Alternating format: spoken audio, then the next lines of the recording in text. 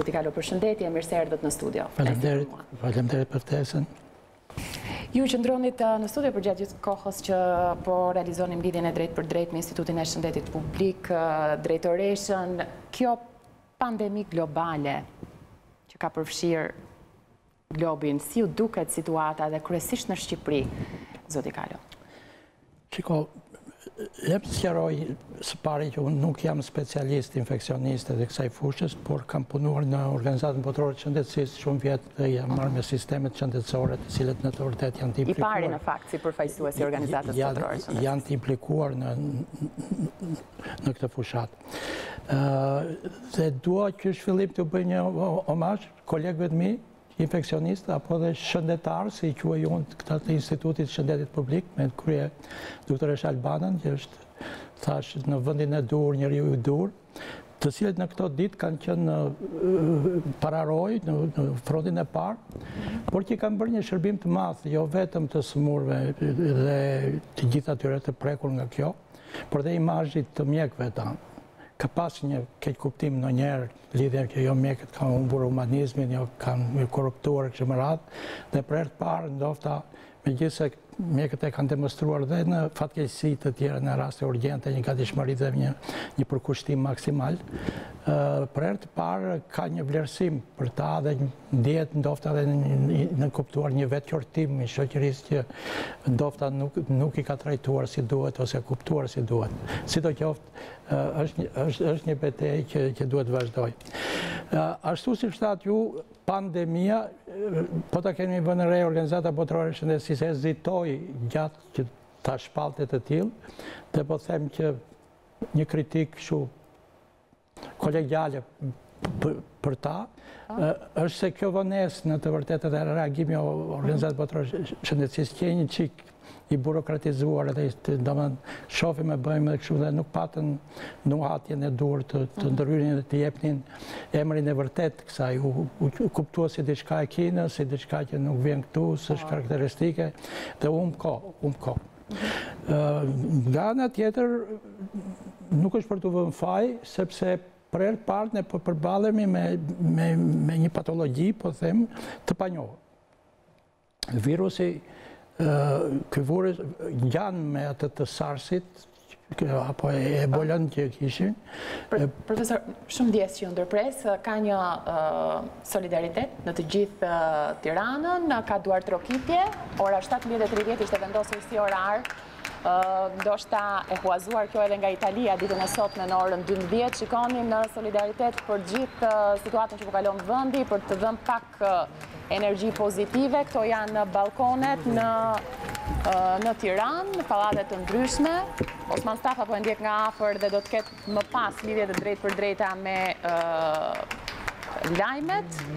Ja tek janë këto pamje që vinë nga Tirana, të nderuar shikues.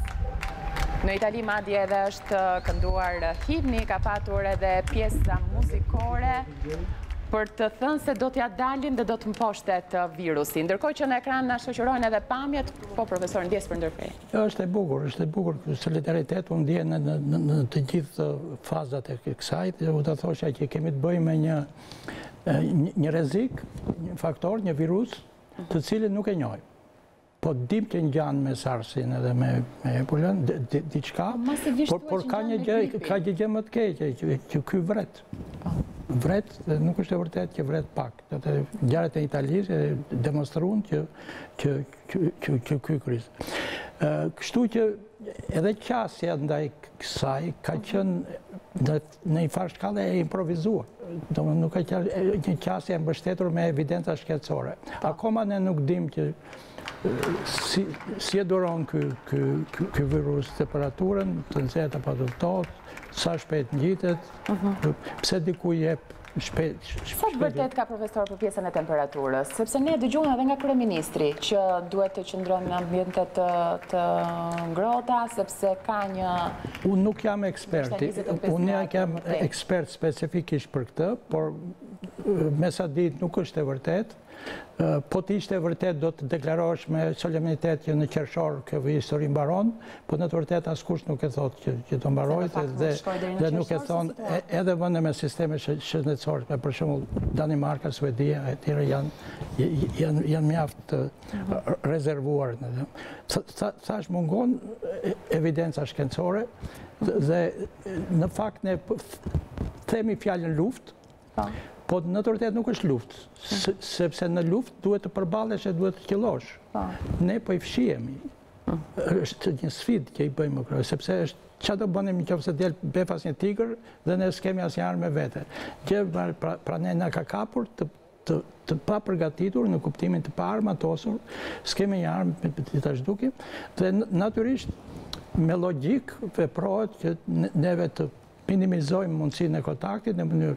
Nga ana tjetër, unë them që ky virus është përveç se I egër dhe tinzak, për arsye se pasi e pushton organizmin e njeriut, rihi e heshtur dhe I fshehur vetë, ndërkohë që ashtu I fshehur kontaminon dhe dëmton të tjerët, gjërsa një ditë edhe shpërten.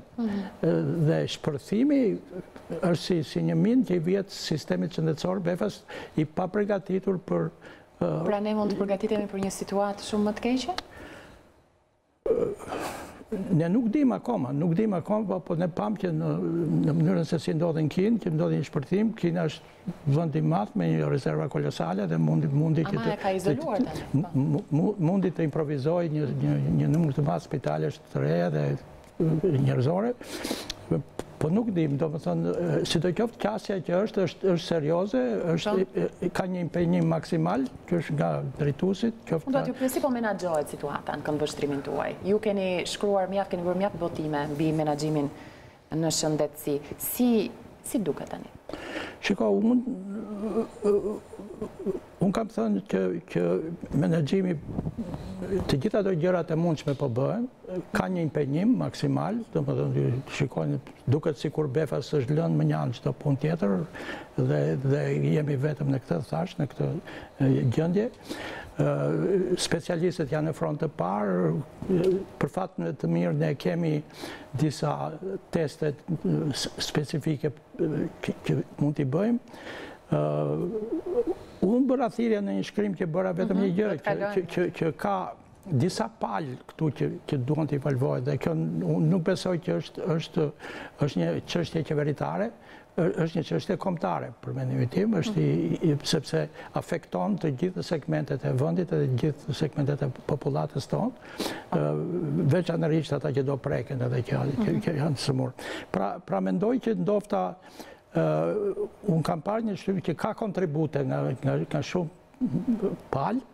Nuk di deri në çmas këto merren parasysh dhe integrohen, thash që të kishim një qasje kombëtare të rëndësishme, sepse I mbetem atij koncepti që shëndeti nuk ka ngjyrë partijake, shëndeti nuk është as I kuq, as blu, as roz, as që shëndeti është I bardhë, siç janë bluzat e bardha dhe nuk mund të parcializohet në kuptimin që ne bëjmë këtë. Thash palët duhet edhe kanë ndodhur në fakt, kanë bërë një sër sugjerime dhe propozimet, të cilët do thoshe të duhet shikojnë me shumë përparësi dhe ajo grupi udhëheqës apo task force ose këshilli teknik e kështu me radhë, mendoj që duhet jetë multidisciplinare dhe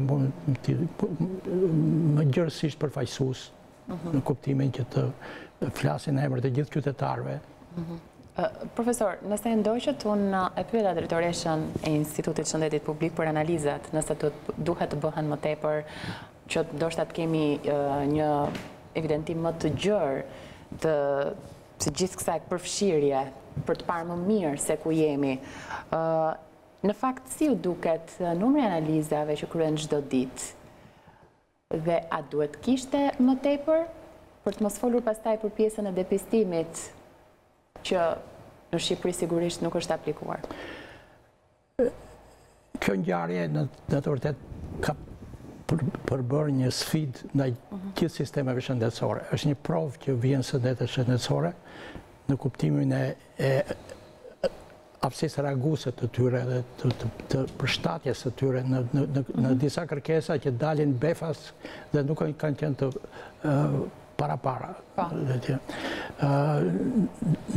Në këtë kontekst janë çështjet e resurseve humane, sa njerëz kemi, sa specialistë, sa ashtu të tuar, janë resursat e mjeteve dhe teknologjisë, ku hyjnë testet e shumë radhë, por janë edhe policia apo strategji që duhet jenë gati në rast e emergjence, siç një prej tyre ka dhe OBSH-ja, për shembull, dhe disa vende të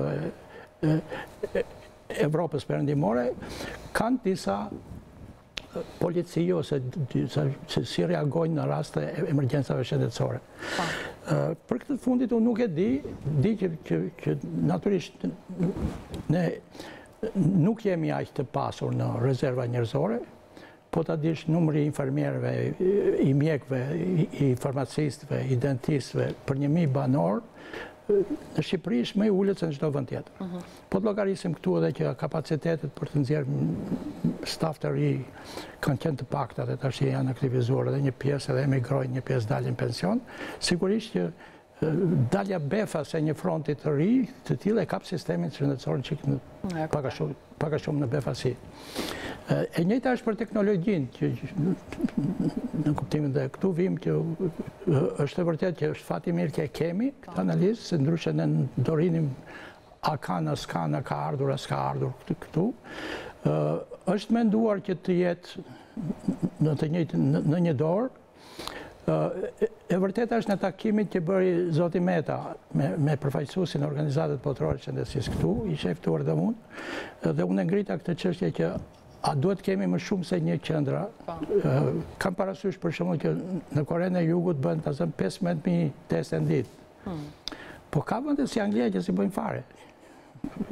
Është interesant që befas kjo ngjarje zbuloi dhe diversitetin e sistemeve shëndetësore në Europë, që ndofta edhe brenda Bashkimit Evropian janë sisteme të ndryshme nga njëra tjetra. Për shembull, si ka vepruar Italia është ndryshe nga që veproi Danimarka ose Zvicra, në fond masën që ka marrë njëra se ka marrë tjetër, ose ka marrë me shumë vonese, kështu me radhë.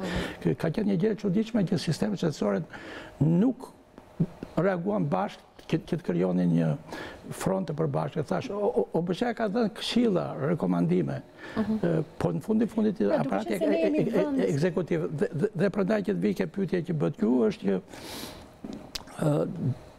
sipas me do ishte me vend që të kishte më shumë se një qendër që diagnostikon si kapacitet, ndofta edhe jashtë Tiranës, në njëre sepse është rrim më gjerë, por ka një problem ke besueshmëria dhe cilësia e analizës, sepse kjo qendër që është e certifikuar nga OBSH. Por të duhet të pyes profesor, duke qenë se ne jemi në OBSH, pse të mos ndiqet edhe këtë politika e pjesës marrjes analizës me tamponimin, pra depistimi?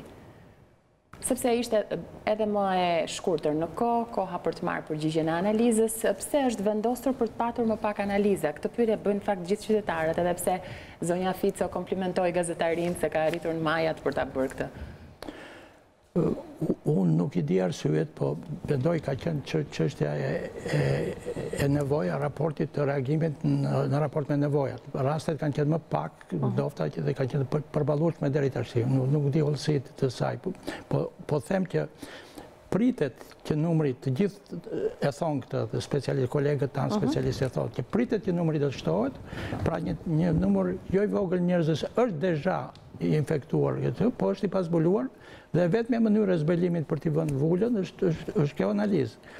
Thash, ndofta është çështja thjesht e certifikimit, që kjo analizë do të ketë një siguri të madhe por vi prapë ke eksperiencë e OBSH si kemi vepruar ne në disa analiza që ishtu, krijon disa qendra reference, dhe dërgohen kampionet atje për ekzaminim. Sidoqoftë, kjo është një çështje që ka të bëjë thash me resurset materiale, financiare, ndofta kohore, dhe si logaritmës që është përshkruar, dizenjuar për të qasur kësaj pune.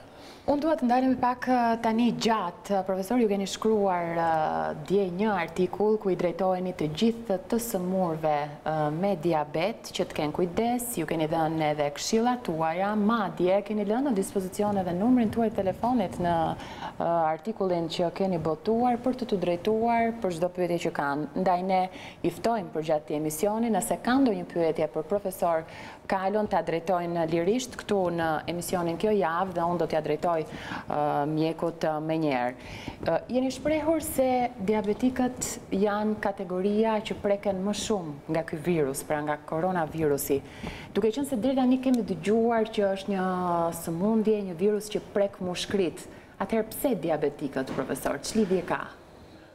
Doja të qasësha më vonë kësa çështje, megjithatë me që ju pyesni, thash, kjo iniciativë nuk është e para për mua dhe nuk është se u zgjova tash dhe e kujtova. Unë kur ka qenë në drejtim të departamentit të sëmundjeve endokrine dhe diabetit në QSUT, në spital, në fakultet, pa ta krijuar dy gjëra që mendoj që pak a shumë po aplikohen dhe tashti, natyrisht pa ju referuar asaj eksperience.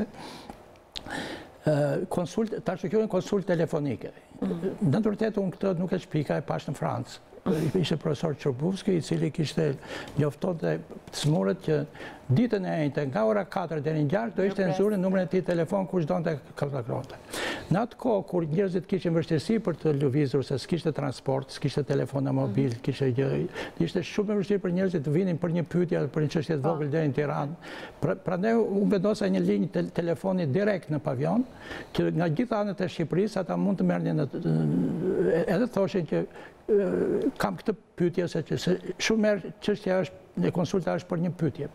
A duhet të përkështu, a duhet të bëjë insulinë, a duhet të as, duhet të a duhet të operohen. Pra ti je përgjigjen në çast, është konsult telefonike e cila nuk është e shënuar në kartelën e sëmurit, por i zgjidhe në këto 2 ditë unë ka pasur më shumë se 60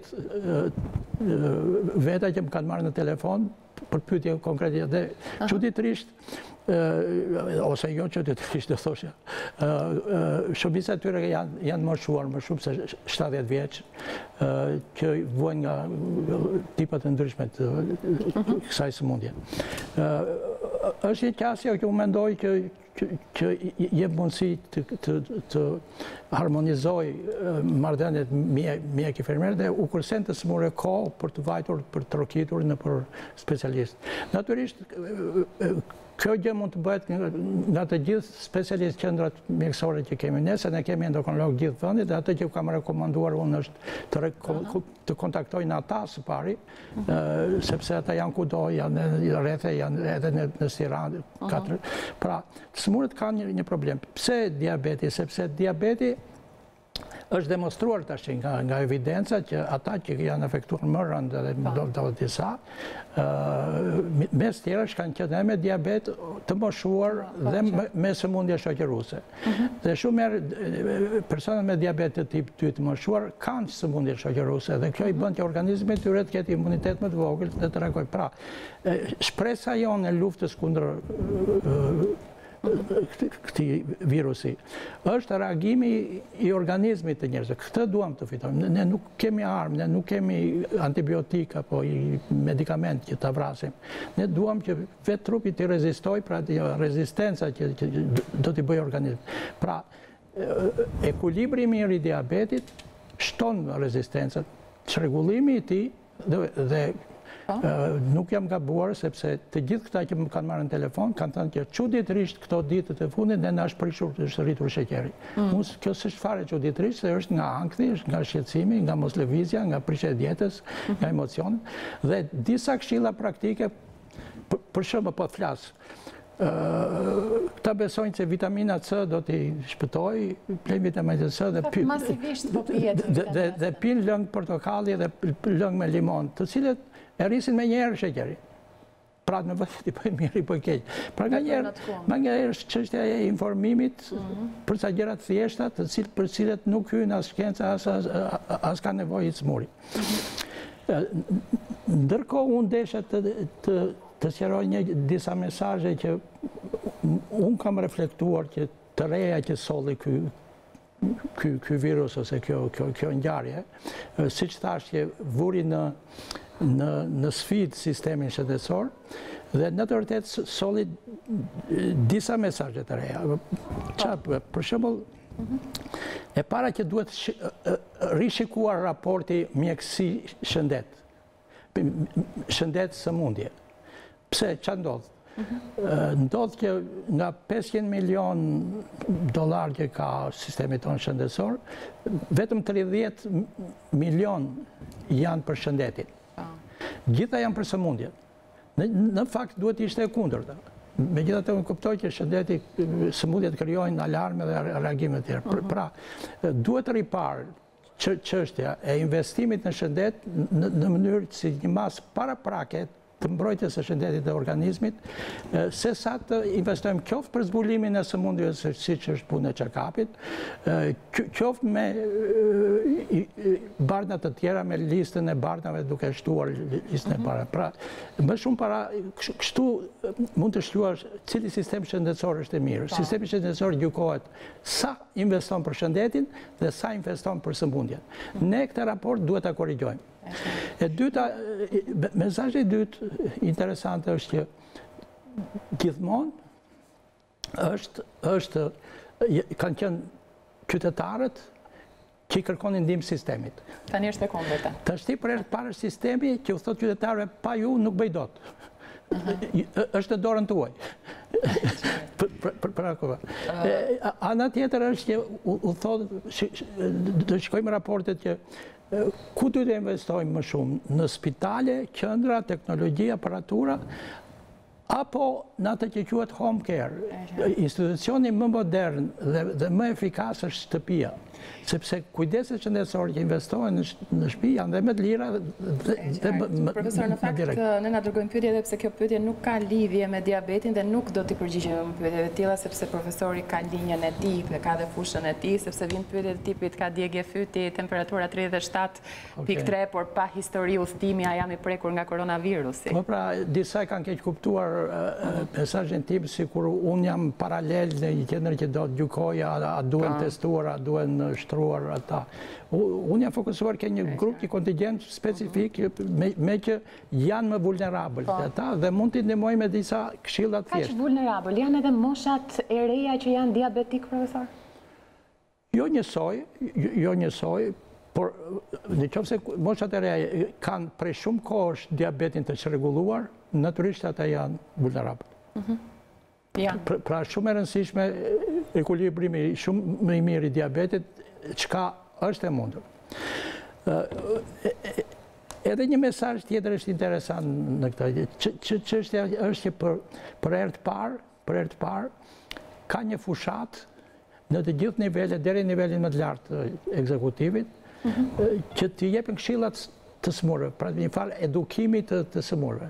Profesor, mund t'i japim përgjigje një mesazh që vjen, po bëj 15 vjet thotë që kurohem nga veshkat glomerulonefrit me membronoza.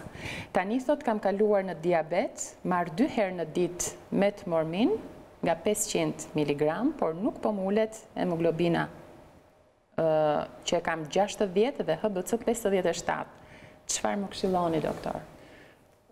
Ndjes sepse edhe termat mjekësor janë shumë specifik. Nuk jam i sigurt që metformina është medikament i duhur për të. Sepse metformina ka sa probleme tek ata që janë të dëmtuar nga veshkat. Duhet të zgjedhë një preparat tjetër, të vizitoj me doktorin e tij. E qartë, mori përgjigje me qytetari. Po, profesor. Komponenti edukativ. Sistemi shëndetësor ton ka bërë që për fat keq ne kemi në një mas të gjërë atë që quhet analfabetizëm shëndetëror. Me një fjalë, nuk është bare edukata e larjes së duarve që themi ne higjena personale, qoftë edhe për mungesë të kushteve dhe kështu me radhë, po nuk ka qenë në familje, po flasë për inspektor të gjërë. Dhe befas ne i kërkojmë të ashtit të jenë me gjenë mirë, ne i kërkojmë që të dëgjojnë doktorin e kështu me radhë. Në të vërtet, një numër i madh pacientësh kene pasi kanë shkuar ke mjekut në sistemi shëndetësor dhe jo vetëm kene, shkojnë të gjejnë zgjidhje ke në një vend i shenjtë ose ke në ilaç popullor ose ke në ilaç me bishtaje. Pra, ne kemi kontingent popullate që është jo mirë edukuar nga ana shëndetësore dhe pikërisht kjo popullat është i kësaj popullate ne i kërkojmë befas e ndjejmë që duhet bëjmë atë. Po a është e mundur që ta bëjmë vetëm me konsult telefonike, vetëm duke telefonuar atyre?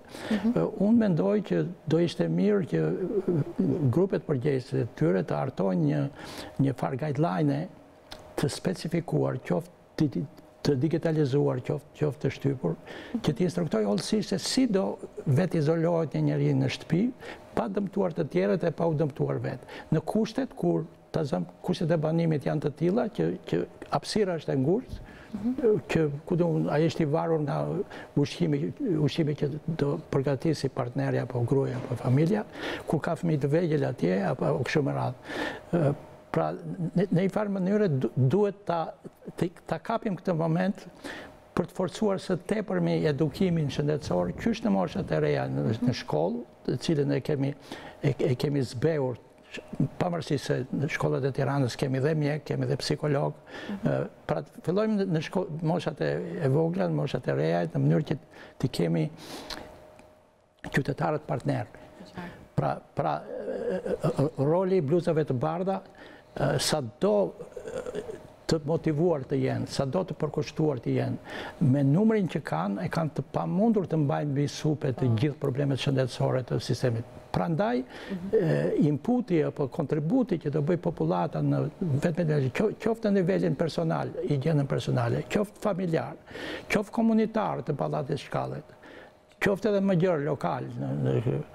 Pra, të gjitha këto hallka është momenti që pasi të kalojmë kjo flamë, po themi kjo fatkeqësi, ne t'i kthehemi një çik më seriozisht shëndetit dhe qytetarëve si faktor mjaft i rëndësishëm dhe jo thjesht përfitues të shërbimeve, janë dhe kontribues të shërbimeve për qytetarët. Referuar pacientëve me diabet, profesor, është vënë re në shumë raste se urgjencës infektivit janë drejtuar pacientë që janë me diabet, por që kanë frikë apo dyshojnë se janë edhe me COVID-19. Nga urgjenca infektivit i dërgojnë ke qendra shëndetësore. Nga qendra shëndetësore i kthejnë prapë tek urgjenca e infektivit. Pra ka le të themi një kakofoni informacioni se ku duhet të drejtohen. Si duhet funksionojë? Shiko, arsye pse ndërtohen spitalet është që disa specialitete jashtë të jenë shumë afër me njëra tjetrën për të bashkëpunuar me njëri tjetrin. Kjo është arsye që një problem që nuk e zgjidh do në qytet, po duhet vesh të gjesh një specialist në spital. Vetë shërbimet e spitalit ndihmojnë njëri tjetrin, plotësojnë njëri tjetrin me konsulta. Unë mendoj që kjo është një problem që zgjidhet midis vetë klinikës apo departamentit të endokrinologjisë që është në Tiranë, po kështu edhe në rrethe, sepse në rrethe endokrinologët dhe ata që merren me diabetit janë pjesë e sëmundjeve të brendshme dhe thash nuk është e vështirë që ata të japin një mendim. Nga ana tjetër, guideline-a, ato udhërfyse, principet ose si thush kriteret e vendosjes së diagnozës së diabetit janë të shkruara. Edhe vetë infeksionistët mund të bëjnë këtë diagnozë ose të komunikojnë me telefon me shokët e tyre kur është urgjencë. Vetë ju, a keni informacione se sa nga këta persona të cilat janë identifikuar me COVID-19 janë të prekur edhe nga diabeti, për të vërtetuar paksa edhe këtë pjesën që është shtresa më vulnerabël? Në të vërtetë, unë nuk kam pas akses në të dhëna, sepse nuk jam pjesë e ekipit, për unë vullnetarisht u futa në këtë lojë, unë vazhdoj të jem tek Universiteti Evropian i Tiranës, jap mësim atje dhe konsultoj të smur, por nuk jam pjesë e sistemi që të di shifra se sa konkretisht. Po këtu nuk është fjala vetëm për diabetin, se është fjala edhe për hipertensionin, është fjala edhe për sëmundjet e zemrës, sëmundjet e peshkave, sëmundjet e mëlçisë, të cilët sipas shkallës të cilët janë dëmtuar, mund të dëmtojnë në rënd imunitetin dhe gjendjen e fizike të pacientit dhe ta bëjnë më vulnerabël për të qenë kandidat për të humbur jetën. Nuk është fjala për të krijuar një panik për ta, por që ata kanë një rrezik të shtuar, kjo nuk do mohuar dhe ai rrezik është e evitueshëm që mund të zgjidhet duke ekuilibruar diabetin. Po kështu ekuilibrohet hipertensioni, po kështu sëmundjet e zemrës. Domethënë duhet një çik qasje më aktive ndaj këtij grupi. Sidomos kur janë të moshuar, sepse është vërtetuar që shifrat e mortalitetit më të lartë janë në këtë kontingjent. E kuptoj. Profesor, po na ndjekin shumë dhe po na dërgojnë mjaft mesazhe në këtë hapësirë që jemi bashkë drejt për drejt. Përshëndetje, kam një vit që jam diagnostikuar me diabet, marr mjekim, po nuk e kam të stabilizuar, kam shumë luhatje, 200 me 350 është shifra që luhatet plus diabetit. Unë jam paraplegjik si pasojë edhe të një aksidenti prej 18 vitesh. Ju lutem pyeteni doktorin çfarë rekomandon, sepse është edhe koha e frikës koronavirusit. Është vështirë t'i rekomendoj tash në këtë, po ai e ka numrin tim, mund të më marrë jashtë kësaj interviste që ta pyesi çik më hollësisht për moshën, për sëmundjen, për ilaçet që merr, që të kuptoj më mirë rrethanën e tij. Ndërkohë, kam një vit që jam diagnostikuar është një tjetër. Unë kam më shumë se 60-70 të tillë të telefonat e mi sot. Më humbi një mesazh tjetër që kam britur, sepse ka shumë mesazhe që po vijnë, por ne ndërkohë vjojmë bisedën. Është një situatë duke ndërthurur paksa si me diabetin që ju përmendët që është stresa mjaft e rrezikuar në këtë kohë virusi ka është më shumë, nuk është mjaft, është pak më shumë se sa të tjerët. Dhe gjithashtu është pak më shumë të tjerët dhe për fat mirë është një faktor që mund ta evitojmë, sepse diabeti është një sëmundje që stabilizohet dhe bëhet i padëmshëm. Ndërkohë duhet ju pyes paralelisht edhe për këto masa drastike që janë marrë nga qeveria, profesor, në kuadër të menaxhimit të gjithë situatës. Mendoni se janë të duhurat dhe do të çojnë në një rezultat të kënaqshëm? Një fjalë e urtë thotë që notari nuk vlerësohet kur futet në ujë, vlerësohet kur del në bregun tjetër. Ky do vlerësohet retrospektivisht. Në fund, po në vërtet qasjet kanë qenë disa. Ky qëndrim që mbajmë ne ka qenë i rekomanduar nga BSH-ja, nuk është i shpikur, kanë aplikuar dhe vendet tjera. Ne kemi marrë një mësim nga Italia që vërteta për nisë se kemi afër nesh, por fakti që për shembull qasja në Kinë që tjetër, në Kore që tjetër, Korenë e Jugut që tjetër, në Angli tjetër. Në Itali u mor lehtëshëm situata fillimisht sepse besoj po. Domethënë Italia pati një fatkeqësi, do thosha unë, sepse ka një sistem shumë mirë të pajisur, shumë mirë të informuar në mënyrë moderne nga ana e njohurive, kapaciteteve njerëzore dhe teknologjike.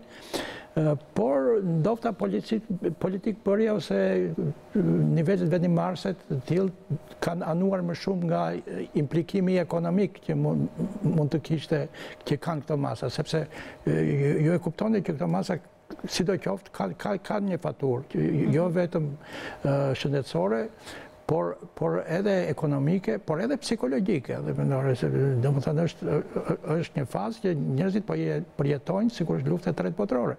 A kupton, qoftë nga aspekti fizik të luftës, qoftë nga bombardimi nga media. Dhe në të vërtetë është shumë interesant që njerëzimi ka investuar trilion e milion për të bërë raketa, për tankse, aeroplana, nëndece, dhe befas ato nuk duhen fare, sepse një mikroorganizëm i tillë, domethënë mikroskopik, i sfidoj të gjitha dhe është interesant, sepse është reagim biologjik. Ne kujtuam se imposhtëm mikrobet kur zbulojmë penicilinën. Aleksandr Flemingu zbuloi penicilinën, unë poshtën dhe tha, aq sa diskutohesh një herë edhe këtu ke ne, a duhet qëndroj apo të mbyllet spitali infektiv. Mirë po mikrobet vetë krijuan shtama të tilla që shpërfillin antibiotikën dhe pastaj viruset që në kapen nga fil sistemet shëndetësore. Kush është që është e drejtë e qasja, unë mendoj që kjo është një vendimmarrje që u takon politik bërse, jam i sigurt që konsultime ka, jam i sigurt që edhe palët e tjera, qoftë opozita, qoftë të tjera të pushtetit, kanë dhënë mendimet e tyre, dhe u mbetet atyre të marrin qasjen më të mirë. Shkruan përsëri personi që ju përgjigjet pak më parë, profesor, që është me diabet dhe që vuan nga veshkat dhe që merrte medikamentin për cilit ju nuk ishit fort i sigurt. Çfarë ilaçi ta ndroj, thot, sepse është shumë e vështirë për ta takuar profesorin, jam 68 vjeç, rri në Itali. Thuaj, mund të marrë amaryl. Mund të marrë një amaryl. Po le të më marrin telefon më pas. A i e ka telefonin tim ose jepja telefonin? Në rregull. Numrat e profesor Kalos janë në botimin më të fundit që ka bërë zoti Kalo, gjendet edhe tek Balkanu e Be dhe tek Panorama mbi diabetikët që janë të rrezikuar në këtë situatë të koronavirusit, aty gjeni dhe mund edhe ta kontaktoni. Ndërkohë, ka pyetje të shumta, profesor, po mundohemi ti përzgjedhim sepse jo të gjitha janë për ju dhe jo të gjitha mund t'ju përgjigjeni ju. Por nuk e di nëse mund t'japim përgjigje kësaj pyetje, nëse është efektive që çdo mbrëmje të bëhet një banjo me avull rrugëve të frymarrjes, edhe sikur mos të kesh temperaturë apo zënje të hundëve, pra si shenjë parandaluese për koronavirusin? Jo, të thosha jo, nuk ka shumë gjë. Por një gjë është e bëjë që gojë duhet pinë ujë her pas here, që gojën të mbajnë të lëngshme. Mos jetë e thatë. Po pjesa e infektimit, doktor, si është? Qoftë edhe me anë të prekjes që kaq shumë është debatuar, sepse është thënë që përmes ajrit nuk mund të merret virusi. Jo, me prekje merret, po pastaj kalojnë nga goja, nga unda, nga syt. Të thënë 3 porta ka. Besa kanë thënë, thashë nuk është specialiteti tim. E kuptoj, po se vjen një pyetje punoni. Të më mirë kuptojnë kolegët. E kuptoj, qartë. Nuk keni pak eksperiencë, kështu që jo, pyetja lidhej sepse punon zotria apo zonja, nuk e di, në një fabrikë pucësh në Durrës dhe aty ka plot italian, thot, që kanë ardhur pa rende kufit. Ajo duhet të testohet. Unë do thoshe çdo njeri që ka kontakt me një italian që vin nga Italia, duhet të testohet. Jam një 50 vjeçare që për herë të parë kam bërë analizat e diabetit, hemoglobina e glukozuar është 7.07, glukoza esëll 138, glukoza pas 120 minuta pas buke 117. Dua të dija kam diabet dhe sa e rrezikuar jam.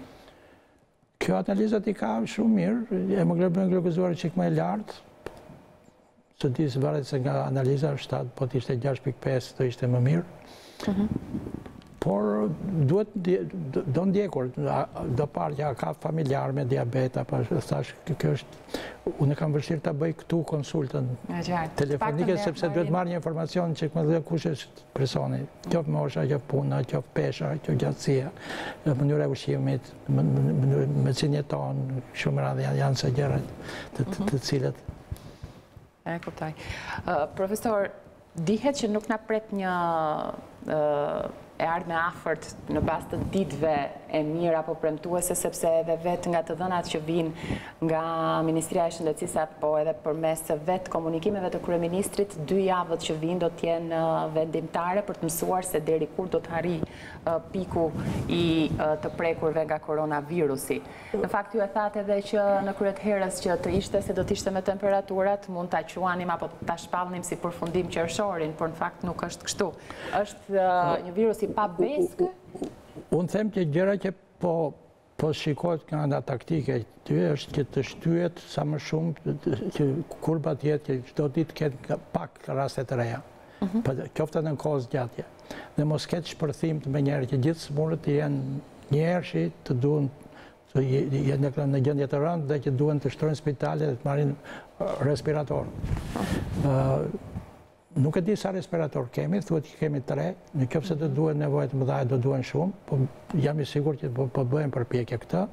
Çështja është që stafi që kemi ne edhe sot është i mangët, plus disa dalin pension, disa smuren, disa po ikin, apo jo, ja kanë ikur pak të 5-600.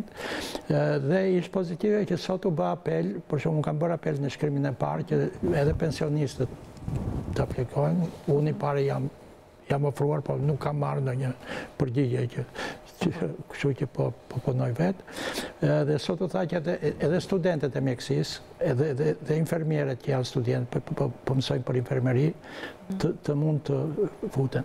Nga ana tjetër, ndofta do futen një mekanizëm fleksibiliteti në qikë më të madh, në qoftë se ne kemi zona ku nuk ka fare, si që është Korça, ata zë më përplasë kështu, ndofta disa nga personeli mjekësor mund të shkojnë përkohësisht të ndihmojnë në vendet e tjera, dhe të bëjt, do thosha, apel kolegëve tanë që janë në Evropë, që kanë emigruar. Ka mundësi që do njëri nga ata, ose ditë shumë nga ata, të duan për gest patriotik, të vinë qoftë për kohë të shkurtër, disa javë që të ndihmojnë. Në duan njerëz, sepse thash, nuk ka qenë llogaritur kjo punë. Nga ana tjetër, ke parasysh që është një moment që detyrat e tjera të funksionit të sistemit shëndetësor, pothuajse janë lënë pak më njanë. Se mirë, po njerëzit njësoj smuren. Njerëzit prapë bëjnë infarkt, bëjnë hemorragji cerebrale, bëjnë pneumonie. Pra ne kemi përqendruar këtu sepse si halli më i madh, por dhe këta duan. Po, u morë vendimi edhe pezullimit të operacioneve të planifikuara. Po, të planifikuara, po urgjencët nuk s'ke qitua. Më ndodhin aksidente, më ndodhin ndjegje, më ndodhin fraktura, më ndodhin shumë fatkeqësi. Njerëzit sëmurën, në kupton, prandaj sistemi shëndetësor. Beva sistemi shëndetësor nuk duhet i lërë këto. Prandaj duhen forcat të reja, sepse është hapur një front i ri, shumë më i madh. Doktor, në gjithë karrierën tuaj si mjek, keni hasur ndonjëherë një emergjencë të tillë dhe nëse po, si është menaxhuar? Shiko, mua nuk më kujtohet të kemi hasur në një gjë, kemi pasur tërmetet që kanë ndodhur në përgjithësi në regjimet diktatoriale është më kollaj të disiplinosh aktet. Por niveli i gjenosanitar, për shumë po të bëjmë paralel, ka qenë shumë më i dobët. Një pjesë shumë e madhe do qeshtin, këpse të thoshëm, ne do lani duart lavaman, pesere dirit se s'kishin as ujë në shtëpi, as lavaman, as sapun nga njerë, as banjat, qofte në spitale dhe në shkolla, ishin një gjendje shumë, jo higjieno-sanitare. Kushtet e higjienës edhe në përgjithësi për shtetit kanë qenë tilla që... Për gripi kinez. Për shembull, ne atëherë kishim dizanteri më shumë, kishim ca smundjet që vinë, që quhet që është e duarve të palara, ose hepatita A që është po kështu verze që ishte nga duart e palara, ose kishim hepatite nga shiringat, kishim në masë epidemi e hepatitit B. Kishim tuberkulozë i cili u mjekua mirë, që është vërtet. Domethënë, nëse pati një eksperiencë pozitive, pati në qasjet ndaj malarjes, ndaj poliomielitit dhe tuberkulozit. Pra, në këtë situatë që ne jemi tani, situata është premtuese përsa i takon menaxhimit që po i bëhet kësaj situate? Unë thash vlerësimi do bëhet retrospektivisht. Sido qoftë është një gjë e re, është një gjë e improvizuar, është një gjë e re ku kanë dhënë mendime shumë të tjera, nuk është se është vendorur. A kam pas drejt, as pas drejt, thash se nga njerët ne marrim modele të cilat nuk funksionojnë, për shembull, nëse të marrë një Ferrari në një rrugë që është me gropa, ti mos pritje të eci me 200 në orë, a kupton, është konteksti ton nuk është shumë i përshtatshëm, ç'është e vërteta kultura shëndetësore për t'i bindur njerëzit ka një vështirësi. Një biolog thoshte bukur, përshkronte vështirësinë e komunikimit dhe edhe bindjes të tjera që të bëjnë ato që ti u thuat. Thuhet, po nuk dëgjohet. Dëgjohet, po nuk kuptohet. Kuptohet, po nuk pranohet. Pranohet, po nuk zbatohet. Edhe zbatohet atë për sa ditë. Pra, edhe kjo mund të ndodhë njerëzve tanë, që binden një 2 ditë, pasaj mërziten, nuk e vlerësojnë si duhet, besojnë që kjo që thuhet është e tepërt, e kështu me radhë. Kemi një problem, thashtë, komunikimit që duhet jetë në çik më i rafinuar edhe më më elegant në kuptimin që mund të thymë këtë rezistencë, sepse keqja është që njerëzit nuk ta thonë të vërtetën që e besojnë nëse besojnë këtë që thonë dhe do ta bëjnë patjetër. Kjo na ndodhet në praktikën mjekësore. Vjen mjekologi aty, pastaj shkojnë pe pyet, ata marr këtë ilaç apo të marr këtë tjetër. Pra, çështja e besimit, shëndetësia është e bazuar ke besimi. Unë të kam ofruar shëndetin dhe jetën time në dorën tënde. Kupton, kjo është çështja. Nëse ti s'ke besim, se kemi atë. Prandaj nisa me marrësh për kolegët e mi që përkushtimi i tyre, seriozitetin me cilin është punuar, është shumë inkurajues që njerëzit të rivlerësojnë figurën e mjekut tonë si njerëz të ndershëm, njerëz të përkushtuar, profesionistë të mirë. E qartë. Profesor, një tjetër pyetje. Kam 20 vjet që jam me diabet, prej 12 vjetësh jam përdorues i insulinës. Pyeteni doktorin, ju lutem, ka efekte anësore insulina? A duhet përdorur limoni nga diabetiku, si edhe kush rekomandohet më shumë, limoni apo uthulla e mollës? Limoni veçanërisht lëng kjo, i shtrydhur, domethënë do thoshja është ka shekje pavarësisht se ka shkjetë i idhur. Pyetja ishte që a duhet të vazhdoj insulinën apo? Patjetër. Domethënë është një tip diabeti i cili ka mangësi sasijore të insulinës, i cili nuk ka si korrigjohet me gjë tjetër përveç se me insulinë, të cilën për fat mirë e disponojmë dhe është njësoj si insulina njerëzore. Është e njëjtë. Dhe u jepet gjithë të smurve pa pagesë. Me sa di. Jemi në fund të kësaj bisede, doktor, unë doja të pyesja çfarë duhet bërë ndryshe në këtë situatë, apo çfarë duhet shtuar si masë, sepse jemi në një gjendje që nuk dihet se si do të vijojë, nuk dihet se ku do të shkojmë. Flas pikërisht për sistemin shëndetësor. Sistemi shëndetësor janë shumë dimensione, shumë funksione që duhen parë, po nëse vim ke nevojat konkrete të kësaj eventi që po përjetojmë. Unë do thosha që duhet fillojnë me shumë urgjencë edukimi dhe orientimi i stafit suplementar që ne duam të përfshijmë. Qoftë pensionistët, qoftë studentët, qoftë të tjera, duhet të futen në një cikël edukimi. Duhet bërë që ata nuk mund t'i marrësh tash nga shtëpia dhe të shkojnë në smur. Pra, me njerë do menduar se si do organizohen këto kurse, sa të shkurta do jenë, si do të besohet, a do të besohet gjithve apo jo, a do marrin studentët vetëm vitit 56 apo tjerët, a do marrim stazhierët, cilin tjetër veç infermierëve na duhet, e kështu me radhë. Do duhet një kualifikim i tyre. Po edhe mjekët pensionistë që janë, nuk e di sa të shumë të janë, po ata që janë duhet bëhet thirrje ka kohë që sistemi nuk i përdor. Disa janë aktiv, mund të mos kenë kohë që të vinë këtu, sepse kanë klinikat private të bënë, por gjë parë mendoj unë që të vendosen burimet njerëzore, sepse mund të ndodhemi bevas. Pika tjetër është shtretërit.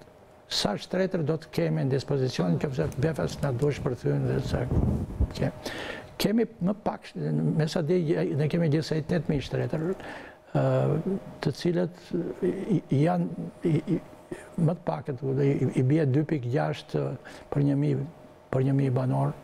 Atëherë në Kinë për shembull u bën, nuk e di unë, 60-600 spitale që u profezuan, për të cilët tash ata i çmontuan prapë. Kupton, ne ndoshta s'kemi kapacitetet të bëjmë këtë, por do të shfrytëzuar këto ambiente që kemi. Thuhet që spitali i pneumologjisë mund të bëhet me shkam dëgjuar një version. Nuk e dija mund të futen spitalet jo publike. Do nga ka pasur në një kontrat me ta për disa raste urgjencë. Deri tani kanë qëndruar jashtë, në fakt, është gjithçka në menaxhimin e spitalit shtetëror. Edhe një pyetje që më lind natyrshëm, pikërisht për diabetikët, profesor. Në momentin që një diabetik konfirmohet që ka... Të ndërpres një fjalë. Unë nuk e përdor as Organizata Botërore e Shëndetësisë, as Federata Diabetit, fjalën diabetik, se duket sikur diabetik, hipertonik, këta nuk janë racën vete, janë person me diabet. Me diabet, dakord. Një person me diabet, në momentin që preket edhe nga koronavirusi, A ka probleme më pas me ilaçet që merr ekzistuese? Nëse preket nga koronavirusi, diabeti do t'i çrregullohet. Prej temperaturës, prej infeksionit, si rregull në gjithë infeksionet, ky nuk bën përjashtim. Domethënë nëse tash janë stabilizuar e kanë glisemin kaq, atë disa ditë do. Por ky vjen prapë se në këtë rast do adaptuar mjekimin. Adaptohet, shtohet insulinë, nëse është me kokra kalon në insulinë, nëse me një injeksion shkon me 4 injeksione, nëse ka këtë dozë shtohet me shumë radhë. Këto janë zgjidhje teknike që janë të zgjidhshme. Nuk e komplikon, nuk është se kalojmë situatën. Ideja e time ka qenë që t'i mbroj paraprakisht, duke forcuar organizmin, duke ekuilibruar diabetin, ata mos afektohen nga virusi. Këtu ka qenë synimi i iniciativës time. Nuk kam pas, nuk dyshim që po u preken, do mjekohen siç duhet. Se do ata do jenë të smurë rëndje, do jenë shtruar, do mjekohen siç duhet. Unë ju falenderoj shumë, Dr. Kalo, që ishit në studion e Kjo Javë, ishte kënaqësi për mua dhe kemi dhënë, mendoj, mjaft informacion për gjithë ata që na kanë ndjekur. Faleminderit dhe ju për çka bëni për ka përsyrë këtë situatë si partner mjaft të vlefshëm në komunikimin, njerëzit si që shikon duan komunikim, është pozitive kjo që duan të mësojnë, duan të dinë, duan të jenë. Është detyra e sistemit t'i trajtojë si partner. Sistemi shëndetësor është i qytetarëve. Nuk është i bluzave të bardha. Nuk është i bluzave të bardha. Është bërë për të shërbyer qytetarët. Po qytetarët janë dhe aktorët të sistemit. Duhet përfshihen sa gjërat i bëjnë ata vetë. Për shembull, nëse unë do ngas makinë, nuk kam nevojë për shofer, se kam mësuar 5 gjëra ta ngas vetë. Edhe këta duhet mësojnë sa gjëra që të vetë menaxhojnë këtë situatë. Prandaj thash që fillim që është e parë që sistemi i kërkon ndihmë qytetarëve. Por me autokritik që na falni që s'kemi bërë shumë për edukimin tuaj. Këtë ta korrigjojmë. Shumë faleminderit, Dr. Kalo. Një hapësirë publicitare tani të nderuar shikues, pasi kemi qenë në këtë intervistë gjatë me profesor doktor Isuf Kalon, më pas në studio do të jetë shefi i përgjithshëm i shtafit të forcave të armatosura, zoti Bardyl Kolçaku, do të flasim në këtë studio për ushtrinë, e cila i është bashkuar policisë, i është bashkuar prej pas shumë vitesh që nuk ndodhte kjo të nderuar shikues, dhe ne do të flasim se si po funksionojnë patrullat, personat që po marrin këshillim nga policia, nga ushtria, a ka patur penalitete, vetë ushtria çfarë masash ka marrë brenda saj në kuadër të gjithë situatës që është me koronavirusin. Pas pak në studio, shefi i shtabit përgjithshëm të forcave të armatosura. Publicitet, kthehemi pas pak.